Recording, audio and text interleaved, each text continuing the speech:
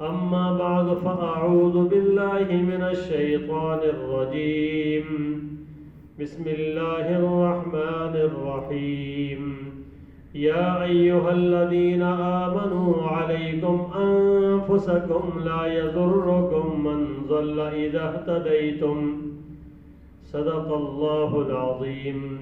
وبلغنا رسوله النبي الأمي الكريم، ونحن على ذلك من الشاهدين والشاكرين والحمد لله رب العالمين. اللهم صل على سيدنا محمد وعلى آل سيدنا محمد وبارك وسلم. اللهم صل على سيدنا محمد وعلى آل سيدنا محمد وبارك وسلم. اللهم صل على سيدنا محمد وعلى آل سيدنا محمد وبارك وسلم.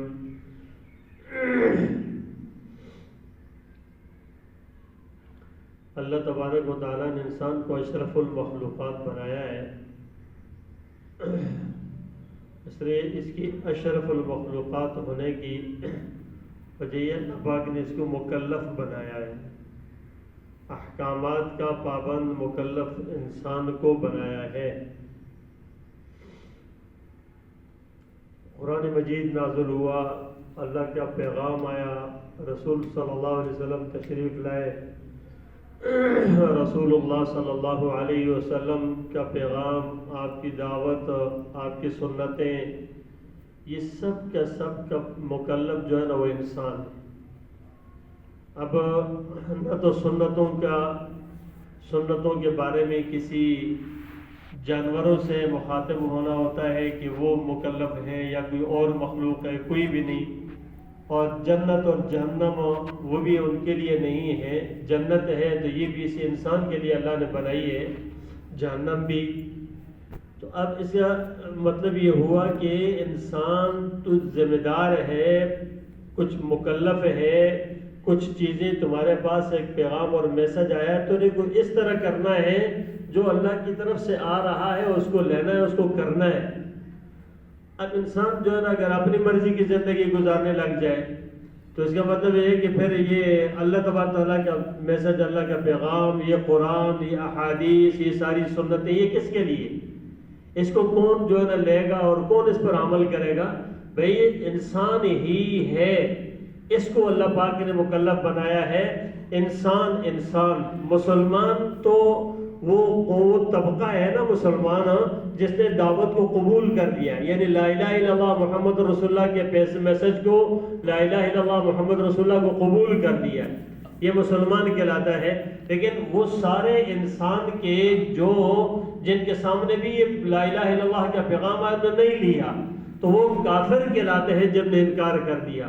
اس کا مطلب یہ جو دو چیزیں ہیں نا، جنت اور جہنم، تو ماننے والوں کے لیے جنت ہے، نہ ماننے والوں کے لیے جہنم ہے۔ تو اب خطرے میں ہے انسان، لیکن انسان کو بالکل ہی سمجھ نہیں ہے۔ کتنے اگر 6 ارب لوگ ہیں اور اگر ان میں سے دیکھیں تو کتنے لوگ جو ہے نا کافر ہیں اور وہ اس طرف آ ہی نہیں رہے، تو پھر ان میں وہ لوگ کہ جو آ رہے ہیں، جن نے کلمہ پڑھا ہے نا، وہ بھی اس کے اندر کوتاہی کرتے ہیں۔ اب اس کے اندر پھر ایک وہ ایسا طبقہ کیا کہ سب کو ایسا ہونا چاہیے کہ جو اللہ کا پیغام ہے، جو رسول صلی اللہ علیہ وسلم کا مکمل طور پہ لینا چاہیے، مکمل طور پہ لینا چاہیے۔ لیں گے تو کامیاب ہوں گے، اگر مکمل طور پہ نہیں لیں گے تو کامیابی نہیں ہوگی، ناکامی ہوگی۔ اب یہ جو غفلتوں کی باتیں بیچ میں نا، جو غفلت کرتا ہے یعنی گناہ کرتا ہے، تو گناہ کرنا کافر سے نہیں کہا جاتا، گناہ کرتا ہے وہ تو ڈائریکٹ کفر ہے۔ یہ گناہ کرنا بیچ میں نا، یہ اس انسان سے جو کہ مسلمان ہے نا، یہ پھر جو ہے نا کبھی بیچ میں کوتاہیاں، کمزوریاں کبھی اس طریقے سے ہوتی ہے، اس سے گناہ ہو جاتے ہیں۔ اب جب گناہ ہو گئے نا، تو گناہ کے بعد بھی اپنے آپ کو پاک کرنا ہوتا ہے، اس کے لیے بھی اللہ پاک نے اتنے کرم کیا ہے کہ دروازہ کھول دیا توبہ کا۔ اب توبہ کا دروازہ کھول دیا جب توبہ کا دروازہ کھول دیا تو اس کے لیے تو راستہ ہی آسان ہے، یہ کہ یا اللہ میری توبہ، یا اللہ میری توبہ. سچے دل سے 60-70 سال کے بعد بھی یہ کہتا ہے یا اللہ میری توبہ نا، اللہ پھر بھی اس کی توبہ قبول کر کے اس کو اپنے مقربین میں شمار کر لے گا. لیکن اللہ دیکھتا ہے کہ یہ بندہ میری طرح آئے تو صحیح نا. اس لیے قرآن مجید میں ہم دیکھتے ہیں نا تو اللہ تبارک و تعالیٰ نے دونوں راستے دکھائے، ہدایت کا بھی ہے اور گمراہی کا بھی ہے، سامنے رکھے دونوں راستے. ہدیناہ النجدین، دونوں راستے دکھائے. لیکن ترغیب اللہ کی کس بات کی طرف ہے؟ نیکی کی طرف. نیکی، فاستبقوا الخیرات، تم نیکی میں آگے بڑھو. سارعوا الی مغفرہ، مغفرت کے اندر آگے بڑھو. اطیعوا اللہ واطیعوا الرسول، ہاں تم جو ہے نا اللہ کے رسول کی اطاعت کرو. اب یہ جو چیزیں ہیں نا یہ ترغیب ہے اللہ کی کہ بھئی اس کی طرف چلو. اور ان گناہ کا راستہ رکھا ہے اللہ پاک نے، گناہ کے راستے سے منع کیا بھئی اس سے بڑھو. ان تجتنبوا کبائر ما تنہون عنہ نکفر عنکم سیئاتکم، اگر تم گناہوں سے بچو گے تمہیں یہ انعام دوں گا، یہ تمہیں جو ہے تمہارا اعزاز ہوگا. تو گناہوں سے بچو. اب یہ حکم دیا بھئی گناہ سے بچو، اس کی ترغیب دی جا رہی ہے بھئی گناہ سے بچو. اللہ تعالیٰ خود پھر اس کے بعد جنت کے سارے تذکرے، یہ جنت کیا ہے، یہ سب کچھ کیا ترغیب ہے کہ میرے بندو نیک اعمال کرو جنت میں جاؤ گے. پھر اس کے بعد جہنمیوں کے تذکرے، خطرناک قسم کے تذکرے. یسقى من ماء صدید یتجرعه ولا يكاد يسيغه ويأتيه الموت من كل مكان وما هو بميت ومن ورائه عذاب غلیظ. اتنا سخت قسم کا عذاب ہوگا جہنمیوں کو. کون تو ہوا، پیپ ہوگا، لو ہوگا، کشتو ہوگا، اور کیا سے کیا ہوگا. گرم پانی یہاں سے اندر ڈالیں گے، نیچے سب کو آنتیں باہر ہوگی، زبان نکل کے باہر آ جائے گی. یہ جسم اس کا جو ہے اتنا بڑا میلوں بڑھا دیا جائے گا. آگ جلا کر ایک چمڑے کو جلا دے گی، دوسرا آئے گا. کلما نضجت جلودہم بدلناہم جلودا غیرہا لیذوقوا العذاب. یہ ایک چمڑا آتا ہے، دوسرا ہے تاکہ عذاب چکھے. کیا ہے یہ؟ کس لیے یہ قرآن میں ذکر کیا؟ تاکہ میرے بندے ان باتوں کو یقین کر کے کہ اللہ نے بیان کیا بچ جائیں گناہ سے بچ جائیں. یہ کیا ترغیب ہے نا. اب ہماری زبان سے گالی، ہمارے اندر بد اخلاقی، ہمارے اندر گناہ، ہمارے اندر تکبر، غرور پڑا ہوا، حسد، جھوٹ پڑا ہوا، غیبت پڑی ہوئی ہے. اس انسان کے اس دل میں سب کچھ ہے. اب بتائیں کہ یہ کیا کر رہا ہے؟ انسان کس طرف جا رہا ہے؟ اللہ نے جو ترغیب دی اس سے جو ہے خود اس طرف نہیں جا رہا. اور پھر اگلا مرحلہ یہ ہے، وہ پوری امت کی ذمہ داری ہے علم حاصل کرو، تبلیغ کرو، دعوت دو. اور اس امت کو اللہ پاک نے فضیلت دی ہے اس بات کے اوپر، وَلْتَكُمْ مِنْكُمْ أُمَّةٌ يَدْعُونَ إِلَى الْخَيْرِ وَيَأْمُرُونَ بِالْمَعْرُوفِ وَيَنْهَوْنَ عَنِ الْمُنْكَرِ وَيُسَارِعُونَ فِي الْخَيْرِ. تمہارے اندر ایک طبقہ ہو، تمہارے اندر ایسے لوگ ہوں جو کہ امر بالمعروف کرے، نہیں عن المنکر کرے، اچھی بات کی طرف بتائے اور بری بات سے روکے. خطرناک بات. رسول اللہ صلی اللہ علیہ وسلم نے فرمایا، دیکھو بھائی تم امر بالمعروف کرو، تم نیکی کی طرف دعوت دو، برائی سے بچاؤ، لوگوں کو روکو برائی سے. اگر تم نہیں کرو گے یہ کام، تم دعوت نہیں دو گے تو کہا کہ تم گھر کے اندر ہوگے، قریب ہوگا کہ اللہ کا عذاب تمہاروں پر اس دنیا کے اندر اللہ مسلط کر دے. حدیث کے اندر اللہ پاک دنیا کے اندر تمہارے اوپر عذاب لے آئے گا اگر تم اس کام کو چھوڑو گے. اب اندازہ کریں حضرت ابوبکر صدیق رضی اللہ تعالیٰ عنہ نے یہ آیت پڑھی، یا ایھا الذین آمنوا علیکم انفسکم لا یضرکم من ضل اذا اهتدیتم الی اللہ مرجعکم جمیعا فینبئکم بما کنتم تعملون. پھر اس کے بعد فرمایا کہ رسول صلی اللہ علیہ وسلم نے ارشاد گرامی کو روشنی میں فرمایا، اگر تم جو ہے نا اپنی فکر نہیں کرو گے، تم دعوت نہیں دو گے، تم لوگوں کو اچھائی کی طرف نہیں بلاؤ گے، برائی سے نہیں روکو گے، فرمایا کہ عذاب تمہارے اوپر عام ہو جائے گا، عذاب عام ہو جائے گا. اب اور ایک روایت میں عجیب بات فرمایا رسول اللہ صلی اللہ علیہ وسلم نے، جو شخص دنیا میں کسی انسان کو برائی کرتا دیکھے اور اس کو وہ منع نہ کرے، اس کو منع کرنا کرے. دیکھیں اس کو منع کرنے کے 3 درجات ہیں. زبان سے منع کرے اس کو ہاتھ سے روکے اور اس کے بعد زبان سے روکے، اس کے بعد اس کو جو ہے نا دل میں برا جانے، یہ ادنا درجے کے ایمان ہے، ادنا درجے کے ایمان ہے۔ اب فرمایا کہ اگر تم اس کو نہیں روکتے ہو تو فرمایا کہ یہ جو شخص نہیں روکتا نا، ممکن ہے کہ اللہ تبارک تعالیٰ اس کو بھی اس برائی کے اندر مبتلا کر دے۔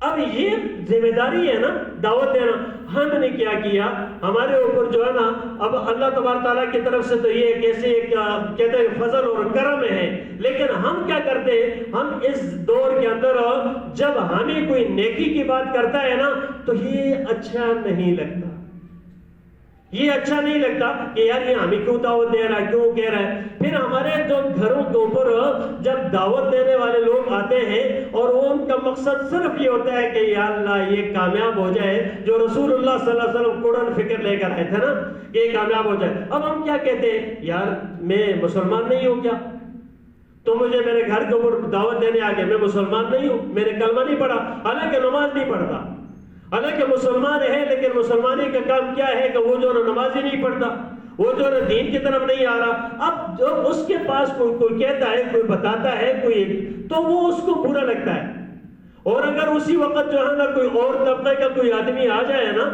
تو کوئی جماعتی کوئی اور تو ویلکم ہے اس کے لیے۔ کیا ہے یہ، کس چیز سے محبت کر رہے ہیں، کس چیز کو لے رہے ہیں، یہ کسی افراد کا کام نہیں ہے۔ میرے بھائیوں، میرے دوستوں، اس بات کو سمجھیں، یہ امتی ہونے کی حیثیت سے، ہم امت محمدیہ ہے نا، ہر فرد کی یہ ذمہ داری ہے وہ دعوت دے۔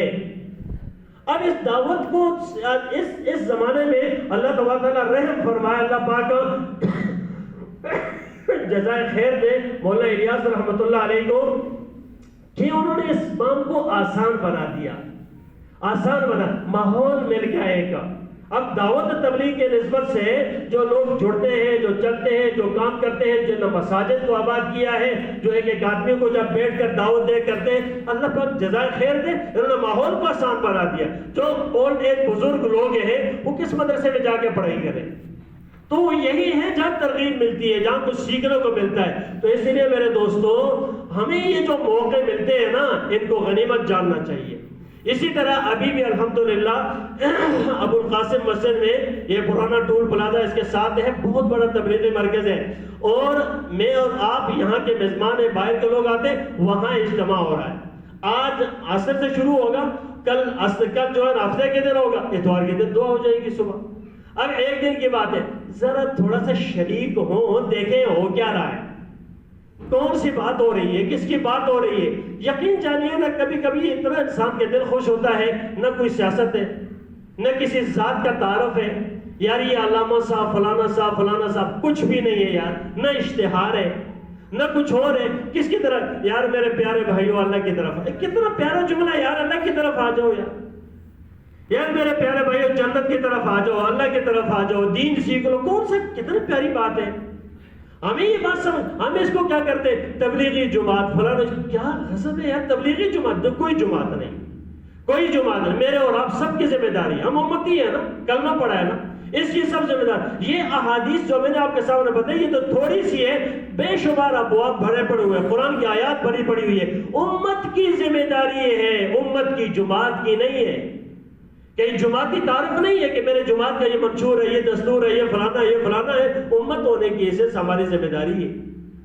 دیکھا ہے دنیا کے اندر بدلتے لوگوں کو دیکھا، بڑے بڑے گلوکاروں اداکاروں کو بدلتے دیکھا، بڑے بڑے لوگوں کو بدلتے دیکھا، حکمرانوں کو بدلتے دیکھا۔ کیا ہے یہ، کیا چیز ہے؟ آیا یہ اخلاص ہے، یہ محبت ہے، یہ جذبہ ہے، یہ مال ہے، یہ جان ہے، یہ اللہ کے راستے میں لگا کے انسان کے اندر ایمان آ جاتا ہے۔ تو میرے دوستو، ایمان کے بغیر کوئی چارہ نہیں ہے، لیکن ایمان کے ساتھ دھوکہ نہیں چلتا، یاد رکھیں۔ ایمان کے بغیر ایمان کے ساتھ دھوکہ نہیں چلتا۔ کس کے ساتھ؟ اپنے آپ کے ساتھ۔ آج ہم دین سے اگر دور ہے نا، دیکھیں یاد رکھیں، اگر یہ کہنے کہ یہ داڑھی، یہ پگڑی، یہ حلیہ، یہ عالم کا نہیں، یہ مسلمان کا ہے، ایسا مسلمان ہمارے اوپر لازم ہے، ہم سب پگڑیاں پہنے، یہ رسول اللہ صلی اللہ علیہ وسلم کی سنت ہے، یہ کسی عام آدمی کی نہیں ہے۔ اب رسول اللہ صلی اللہ علیہ وسلم کی یہ شبہات، یہ چیزیں اختیار کرنا، یہ کیا امتی ہونے کی حیثیت ہمارے اوپر نہیں، ہم محبت نہیں کرتے۔ یہی جذبہ ملتا ہے، یہی فکر ملتی ہے، یہی تڑپ ملتی ہے۔ کیا اپنے آپ کو، اپنے بچوں کو، اپنے گھر والوں کو، سب کو کامیاب نہیں دیکھنا چاہتے؟ راہ یہی ہے، جب دعوت دیں گے نا، دعوت عام کریں گے تو انشاءاللہ آپ کو راستہ کھول دے گا اللہ پاک۔ تو اس لیے میرے دوستوں اس طرح کے موقعوں کو غنیمت جانیں، اور میں ایک جملہ کہتا ہوں، دعوت دینا شروع کر دیں، اپنے گھر کو، اپنے بچوں کو، اپنے اڑوس پڑوس کو، اپنے بھتیجوں کو، بھانجوں کو، رشتہ داروں کو دعوت دینا شروع کر دیں۔ یار نماز کے لیے چلے جاؤ، یار تم نیک کام کر لو، بیٹا جھوٹ نہ بولو، یار غیبت نہ کرو، بیٹا یہ کام بہت برا ہے۔ کون کہنے والے؟ اس بات کو کہے، اس بات کو اجاگر کرے، بیٹا قرآن پڑھو، اللہ کو یاد کرو، یہ بری بات ہے؟ یہی تو دعوت ہے نا۔ تو اس بات کا اہتمام کریں، یقین جانے دعوت ہماری زبان سے نکلے گی، اللہ رحمتوں کے دروازے کھول دے۔